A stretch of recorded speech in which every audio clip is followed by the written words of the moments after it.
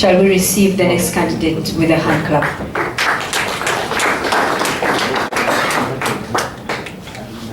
You're most welcome, Dr. John Makerere, to make your presentation. Yeah, good morning, Search Committee and the public. I'm John Mango, an associate professor of mathematics from the Department of Mathematics. And thank you, Search Committee, for the invite. This is the outline of my presentation. I'll introduce myself, where I am at the university, and then concentrate on the four main areas requested by the Search Committee. My strategic vision, direction for the college, my knowledge of higher education, and how I intend to cascade the research-led mantra at CoNAS, my plans to promote inclusive practices at CoNAS. I introduce myself. Of course, I've been in administration at the college, from headship up to deputy principal, dean, deputy dean, and so on for those years. Continue introducing myself. I have mobilized resources to the tune of $9 million in the period of 10 years. And most significant of this is NOHED and CEDA, where in the total I've trained many PhDs, close to 30. I'll continue. I've used these outputs from my collaborations to train 30 PhDs, over 100 publications contributing to the visibility of the university, postdocs, conferences, over 50, and the key networks. I've been external examiner in 9 different universities at various times, and those are the dates. Now, I've served the university on many committees, council, senate, and currently I'm serving on some of those committees. Most significant, the Quality Assurance Committee of Council, where I lead all the curriculum for the university. It goes through my committee as ad hoc chair. Friends, now the Search Committee requested that I give my vision, the strategic direction of the college, and this is part A. But my vision is in line with the strategic direction of the university, and we have 4 goals in the strategic direction of the university. Goal 1, dealing with research-led. Goal 2, teaching and learning, innovations in teaching and learning. Goal 3, well-governed, equitable, inclusive, and gender mainstream university. And goal 3 in this strategic plan in 2020-2030, engage the university with partnerships with the industry community and the international institutions. Now, on goal 1, this is what needs to be done at CoNAS. Resource mobilization for research and capacity building, increased international collaborations, networks, government subventions, fees, tuition fees, and so on. Creation of endowment funds, consultancies, research contracts, innovations, incubation labs, and so on. Creation of investments for overheads, and starting think tanks and mentorship, doing research of interest to national development. Still on goal 1, this is what needs to be done at CoNAS. Prepare the human resource, train staff on grants, writing, proposals, supervision, research management, and also train younger staff, PhDs, those who have not got the PhDs. Retention policy, we should have a way of retaining our professors who are productive, even up to the age of 75. They may not get a salary from the university, but through centers of excellence. Recruiting high caliber students to do research at graduate level, collaborating with academics in the diaspora. This is very important for research and teaching. Still on goal 1, this is what needs to be done. Improve on the research environment, infrastructure by enforcing the grants management policy, strengthen research grants, grant unit, creating incentives for publication for PIs and examiners, and supervisors, creating more collaborations that improve on graduation rates for PhD and the MSc at that level, improve on the research labs, chemicals and printers and so on.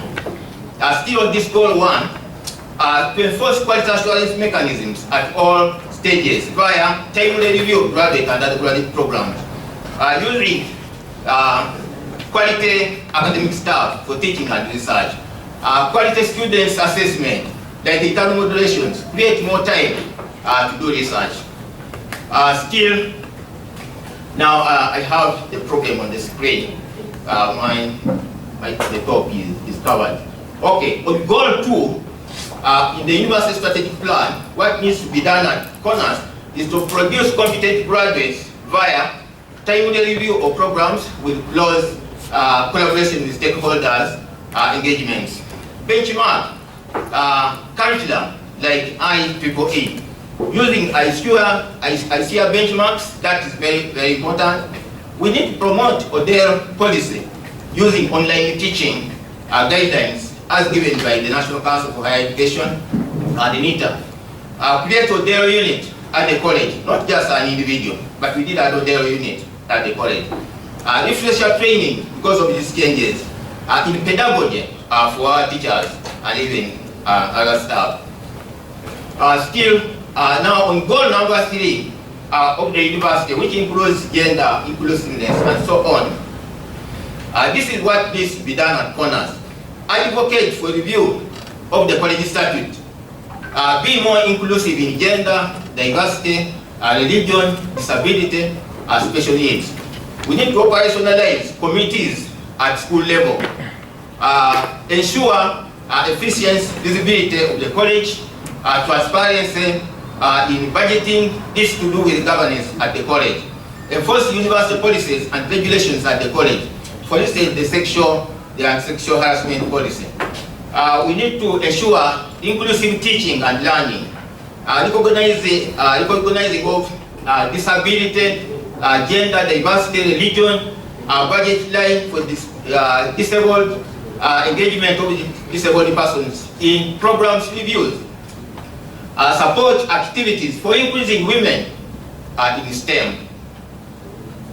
Still, now goal number 4, my vision, we need to be deepening collaborations with industry, community, international organizations via create partnerships with government agencies, industries, societies through science days, curriculum design, and so on. Outreach activities, e.g. seminars in schools. Create think tanks with government agencies. International collaborations through research projects, joint publications, recruitment of international students, and so on. Enhancing knowledge transfer partnerships with the industry. Now, of course, I am cognizant of some of the challenges at the college. Financial constraints, low visibility in government policy formulations, non-timely compliance to review of programs, few publications, collaborations, and networks, low graduation rates, low research collaborations, low levels of engagement with the industry, lack of multidisciplinary research groups, very few qualified staff in graduate supervision.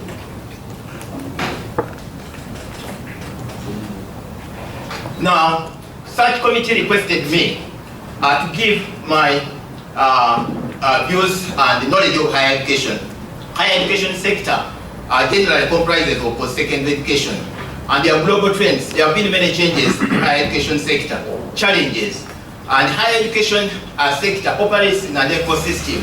It has policies and regulatory framework in higher education, quality assurance agencies, integration agencies, implementing institutions, e.g. universities. And of course, higher education faces many challenges. Over-expansion, students, in terms of students, institutions, over-privatization, quality and relevance of higher education. These are key questions at the moment. Comparability of qualifications. Someone has started from China and is coming to Uganda. This is at global level, and at the moment, COVID-19 has affected higher education. Institutions have closed. Friends, higher education sector at regional level. At regional level, higher education ecosystem in East Africa, we have policies and regulatory framework, councils of ministers in charge of East African community. And we have a quality assurance agency, ICEA, integrating agents like ARUA, this is African Research Universities Association, AAU, Association of African Universities, national quality assurance regulatory agencies. In Kenya, we have the Commission for University Education. In Uganda, National Council for Higher Education. In Tanzania, we have Tanzania Commission for Universities. In Rwanda, we have Higher Education Council. And in Burundi, we have National Commission for Higher Education in Burundi. And the implementing institutions, these are post-secondary institutions in the East African community. But in the Ugandan sense, higher education also operates in an ecosystem, policies and a regulatory framework. We have the Ministry of Education, with even the State Minister for Higher Education. We have an act, WASHA, Universities and Other Tertiary Institutions Act 2001, amended in 2003, amended again in 2006. National Quality Assurance Regulatory Agency. This is the National Council for Higher Education. It regulates, it's the quality assurance agency at national level. We have integrating agencies like UNAS, where I'm a fellow of the Uganda National Academy of Sciences, National Council for Science and Technology, UPTEP. Then we have implementing institutions. These are universities and post-secondary institutions in Uganda. Stakeholders in higher education in Uganda. This is very important. We need to know who is interested in higher education. Government, employers, students, academic staff, academic and non-academic, institutional managers, like the principal, the vice chancellor, the head of department, students and their parents, the taxpayers, even prospective students as stakeholders in higher education. Friends, the search committee requested me to show how I intend to cascade the research-led mantra at CoNAS. And this is how I'm going to do it. Resource mobilization for research and capacity building. Prepare human resource. The human resource must be prepared in this endeavor. Improve on research environment and infrastructure. Ensure quality assurance mechanisms at all stages. I've hinted on this in my vision for the college. This is what we will do, and we will do it in the following ways. 1, resource mobilization. Increasing international collaborations. We have some collaborations and bringing millions of dollars. Create endowment funds. In compounds they have endowment funds. Why not CoNAS? Consultancies. In technology they have consultancies. Why not CoNAS? Research contract. Innovations and incubation labs. In chemistry, we can manufacture soap up to the end. But they are manufacturing soap somewhere else. The best formulas are here. Creating investments for overheads. From these overheads. Starting think tanks. In technology they have think tanks. Discussions. Prepare human resource. How are we prepared? We need to prepare human resource. Staff, we need to train staff on grants proposal writing. Retention policy for productive professors. They may not go with a salary, but if you give me a position here and I'm in a center of excellence, I can continue serving the university and contributing to government policies. Recruiting high caliber graduate students to do research, collaborating with academics in the diaspora. And Ethiopia, the University of Addis Ababa actually has gone far in doing this. You have short contracts for these professors in the diaspora. They come here, teach for a very short time and go away, and even find opportunities for our graduate students. Improve on the research environment, and this should be done as follows. Enforcing the grants management policy. If we have a framework for managing grants, then we will get more funds to do research and build capacity. Strengthen the research grants unit at the college. By the way, I started this grants unit here when I was a deputy principal, and they have improved on what I started. Creating, no, you can go and check. And we appointed some guy to be in charge. Creating incentives for publications PIs, examiners, and supervisors, they should be motivated. If I bring in a $5 million project on this overheads, the PI should be motivated. And I've brought a lot of money to this university. Creating more collaborations, improve research labs, chemicals, are we okay? Apparatus. Chemistry is the most important, most expensive department in the university. And I saw this when I was a deputy principal, when I was a dean, when I was a deputy dean. Thank you. Enforce quality assurance mechanisms at all stages via timely review of graduate programs, using quality academic staff for research, professors, associate professors, quality supervision of graduate students, create more time for research. These are my plans to promote inclusive practices at your college. This is the first area such committee wanted me to talk about. And in my view, the areas of concern for inclusivity includes disability, for instance, blindness, special needs students and staff, gender, underrepresented women, religion, diversity. There are people with special skills and we should promote them. At CoNAS, we need to do the following. Engage persons with disability at all stages in academic programs, design, and the implementation. Enforce the policy on disability and special needs. Special budget line for inclusiveness. Are we okay? That should be reflected at the college. Gender issues, special needs, representation of students with disability in students' leadership, and this may require review of their constitution. And at CoNAS, we are continuing on this area. At CoNAS, we also need to do the following: training and sensitizing staff of CoNAS on disability and special needs, including mindset. Don't assume that everybody is ready to work with someone who doesn't have legs. We need to sensitize people and train them. Application, in the application process, we should clearly have inclusive areas. Examples in class should be inclusive. We should support concessionary admission. The policy exists with people with disability and special needs. Advocate for early reporting of these students so that we can take into consideration their disability issues. Establish disability and special needs committee at the college and the resource center, so that this committee and the resource center can have a log, a log of who is having special needs in the college, and even follow them up and address their issues. Special induction orientation, I've talked about this.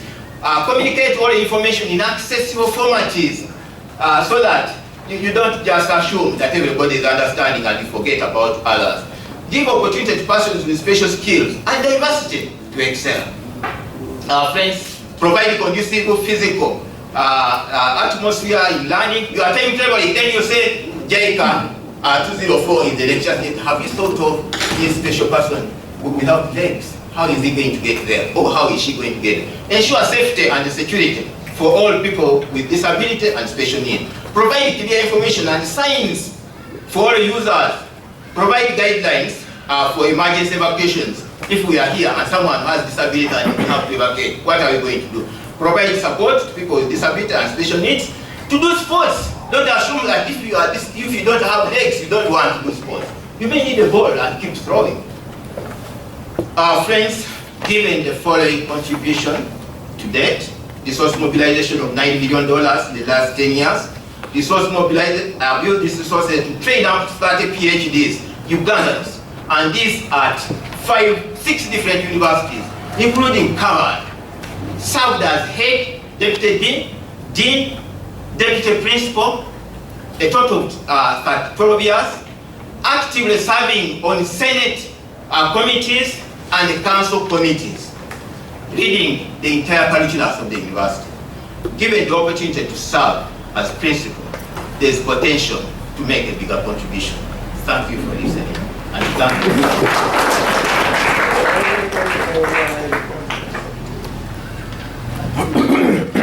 Yes, you may take a seat, or if you want to sit there. All right, thank you very much for your presentation. We shall now take questions. My colleague, will you please Let's have some questions from the audience. Let us choose people who have not asked. There's a gentleman at the front in a purple shirt. There is another hand. And I think that is, I'm a green. Those are two. Any other hand up? There is a hand at the back. The gentleman with a green mask. Those are three. And the lady in a black dress. Those are four. And as you do that, there's one online. Dear colleagues online, when you post your question, indicate to who it is going, because I see some and I don't know whether you're trying to ask generally or targeting the current presenter.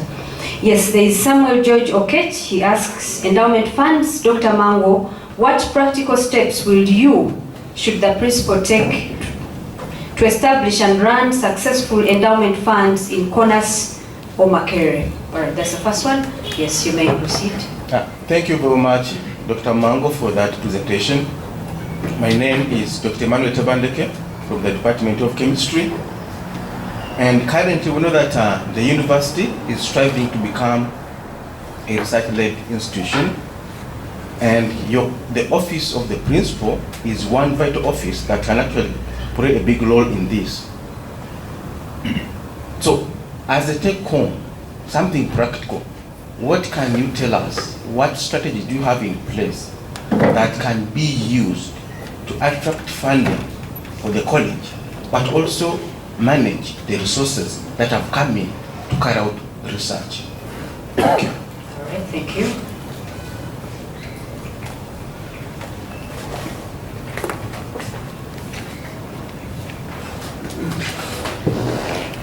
Good morning, everyone. Protocol Zach.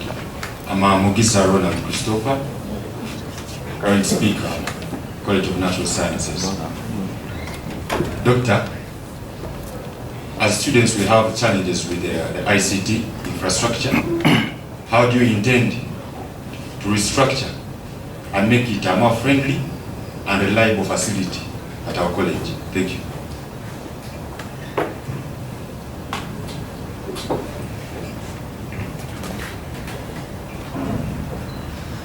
Good morning, everyone. Thank you, Dr. Mango, for your presentation. My question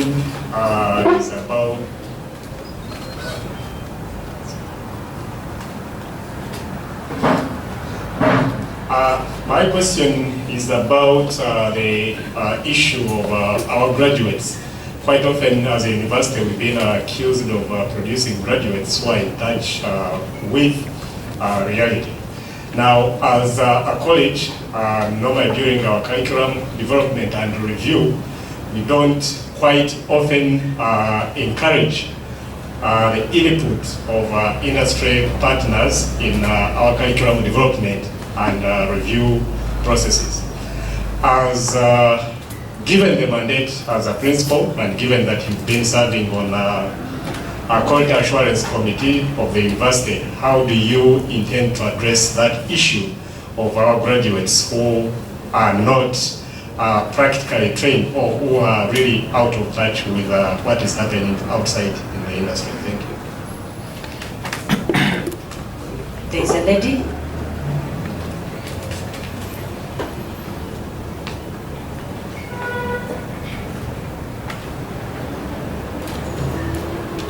Thank you very much. My name is Presia Dwagaraj, a student of biotechnology second year. My question to Professor Mango is, how will you work to strengthen the languished relationship between the staff of CoNAS and the students of CoNAS? Because most of the time, we as students are never aware of the offices to go when we have issues that are pressing. And so most of the time we cannot, address issues to the right people because the relationship we are having with the staff is not that strong. Thank you. All right, and finally, Godwin Okirol asks, Dr. Mango, the position of teaching assistant was abolished, and yet it was a sure avenue to create a pool of academic staff. The position of graduate fellow was established, but it is not sustainable at all. How do you intend to change this narrative as principal CoNAS? Over to you. If you can answer these in 5 minutes or so, we shall be grateful.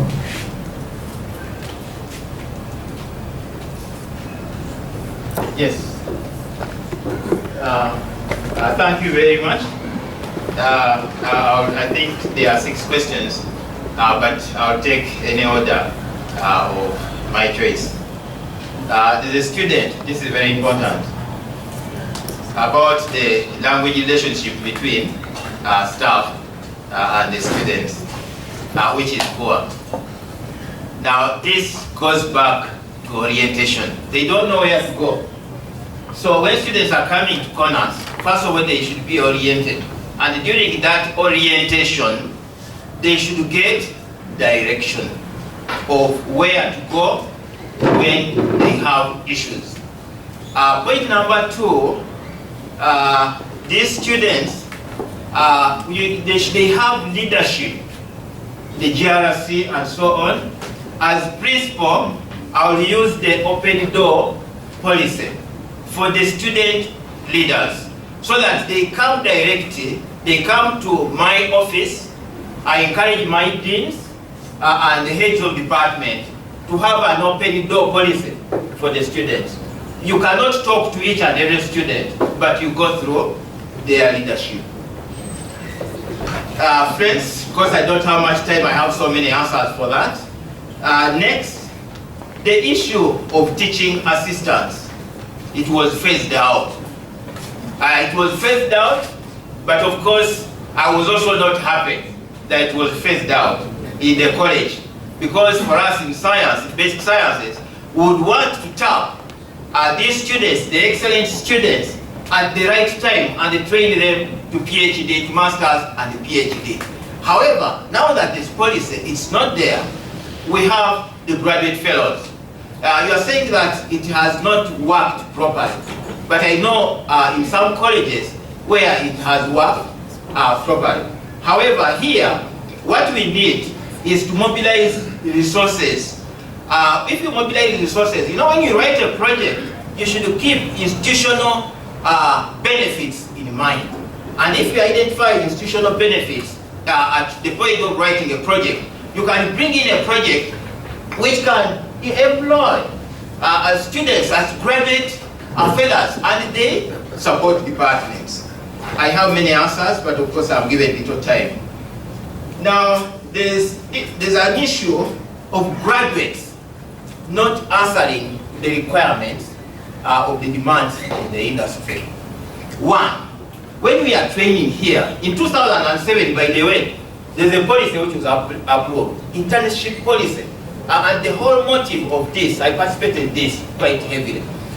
The whole motive of this is to make sure the students we produce are marketable and they are really down to earth to do what they are supposed to do in the industry. That is important.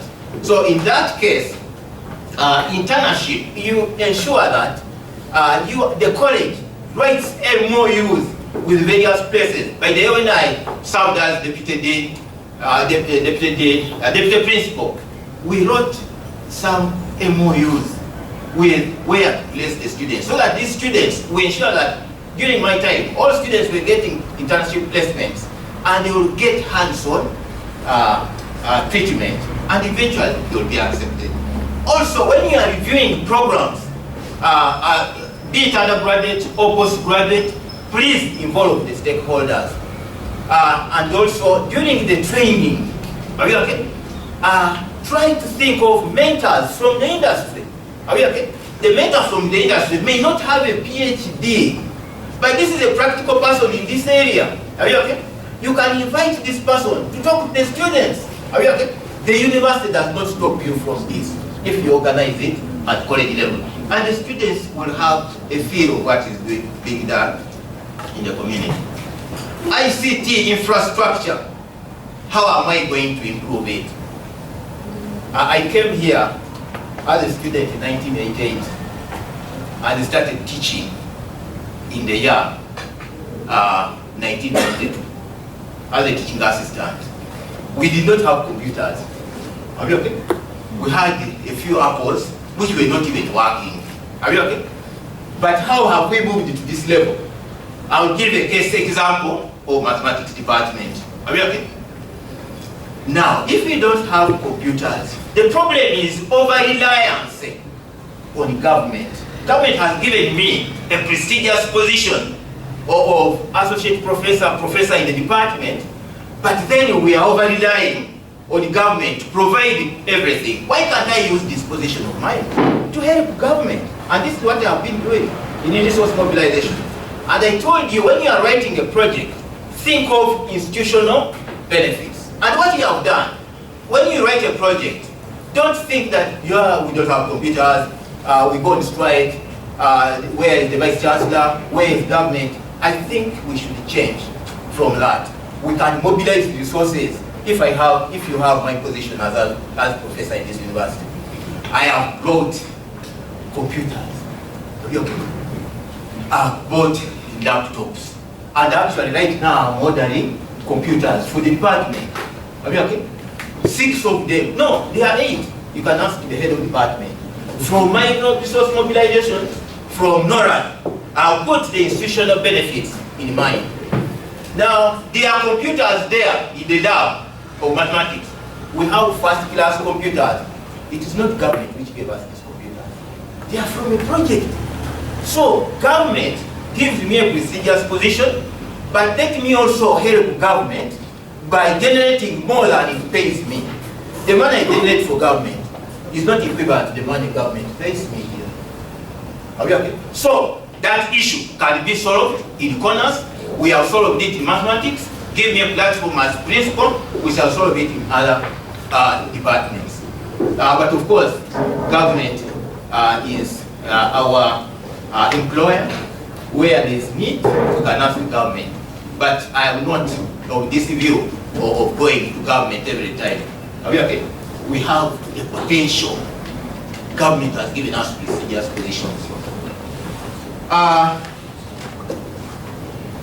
Now, resource mobilization. Someone asked, how are we going to mobilize resources? This is very interesting. I'll teach some people who do not know. Of course, if you are from the public and you are not from the university, you may not know how the university gets its money. We get subvention from government. We get money from tuition. But then, if you focus on only those, you miss the point. We need to write projects and bring money to CoNAS. Maybe like my example, you are an associate professor, you are a professor, use your position and bring money to the university. And I've done that. $9 billion in the last 10 years. That's an average of $1 billion. What it has done, I've shown you. Do that. Resource mobilization. You know, there's no donor who will give you money if it is questionable how you are going to manage it. But the university has taken the right direction to approve the research, the grants management policy. That's very important. And that policy is not just a matter of approving, implement it at the college. You will see. When we are writing grants, they ask, do you have a grants management policy? How are you going to manage the funds? Are you okay? Some of us who have been in this game for a long time, these are the questions we ask. Do you have an audit manual? Are you okay? Do you have a resource management, a finance management manual at the university? We do have these ones. So, resource mobilization, endowment funds I'm talking about. Obama has started. What you do in endowment funds, it doesn't mean that you are an alumni of the college to bring money to the college. No. Are we okay? But anywhere we shop and is interested in your vision of the college can put money there. Obama has done that. We have not done that. As principal of the college, I will start that. And that will generate funds for research. Incubation labs. Yes, we have the best. Who knows the formula of manufacturing soap? The Department of Chemistry. But have we manufactured a any tablet of soap. No. So we should create incubation labs and produce the end. In the interest of time, the first question is on what we call the theory of change. I'm going to use the theory of change. If you don't know the theory of change, you cannot mobilize resources. Are you okay? So, in the theory of change, we have activities. I'll identify activities to be done at the college. Then we have an area of results. And these results are at 3 different levels. This is output level, outcome level, and the impact level. And also the performance indicators. So in that way, we'll be able to manage to see how we are performing. I'll give an example in this theory of change. It's called results-based management, and I will apply it here. It's used in World Bank, it's used where. I'll give an example from the academic point of view. If we are teaching, those are activities which we are doing. And towards research learning, for instance, we do activity of teaching, supervising students, those are activities. But then, when a student submits a paper to a journal, then that is an output. The student does not have control. The student has full control over submitting that paper to a journal. That's an output. And it's a result at a low level. Then an outcome, if that paper is published, that is an outcome. The student has no control or staff over whether the paper will be published or not. And then the impact, if we have so many publications, Makerere is number 2 in the metrics ranking, or number 1, as our vision is, in Africa. And by the way, those publications, I'm talking about over 100 publications for my mobilization. If you trace, they have contributed significantly to Makerere being one of the best in Africa. Absolutely the best in research collaboration. Thank you very much. I am well prepared for the job applied for. Opportunity to serve is like sunrises. If you wait too long, you may miss it. And if you miss it, you may not be the individual who has missed it, but the people who would have benefited. Who knew that John Mango would contribute and train 30 PhDs in Uganda in mathematics? Okay. Helping the government to do the job. Government would have spent all that money. I saved the government. So I will continue like that, and a bigger platform, you will see what will happen. Thank you very much. All right, thank you very much, candidate Dr. Here's your stick. Yes, Dr. John Magero Mango. May I request a member of the Secretariat to usher you out through the back door, please, as we wait for the next candidate to be ushered in through the front door. And our next candidate is Dr. Can we please clap for